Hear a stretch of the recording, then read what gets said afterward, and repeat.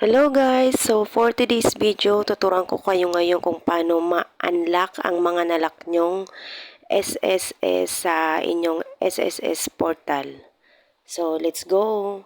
So first step, punta lang tayo sa Google at i-type ang www.sss.gov.ph.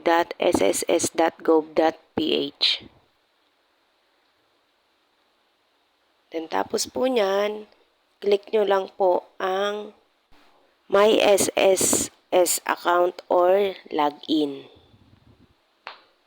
Tapos, click ulit ng login. At kapag nandito na po kayo, i-click nyo lang ang forgot password. At dito po may dalawang choices na nakalagay, member at employer. Pero syempre, ang pipili natin is member. Click nyo lang po ang member. Then, dito po ilalagay nyo po ang SSS number nyo.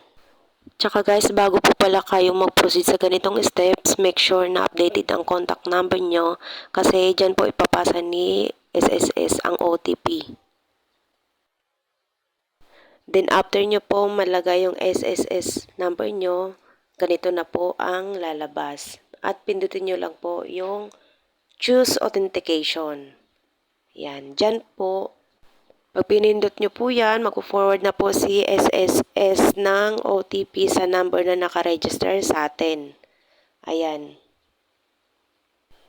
Kaya nga po tulad ng sabi ko kanina, dapat po updated ang contact number na nakalagay doon sa SSS nyo. Para po makareceive kayo ng text or OTP na galing kay SSS. Ayan, tapos enter lang po natin dito ang OTP na pinasa ni SSS. Then, click proceed. Then, dito po mag-create tayo ng panibago nating password. At guys, take note lang po na bawal nyo nang gamitin ang dati nyong password kapag gagawa kayo ng panibagong password. Kagaya sa akin, sinubukan ko po ditong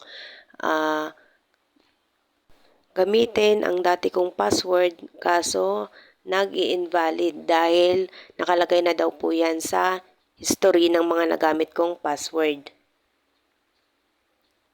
Ayan po.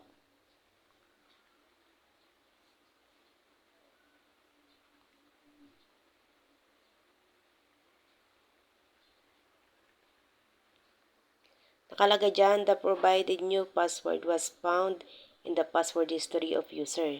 So, kailangan po talaga natin na gumawa na panibagong password.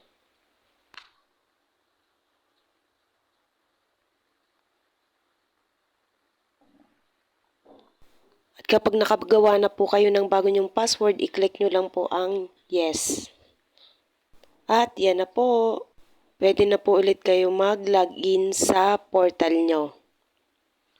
Wow! Then, click nyo lang po ulit ito para makareceive kayo ng OTP na galing kay SSS. Then, enter nyo lang po ulit ang OTP.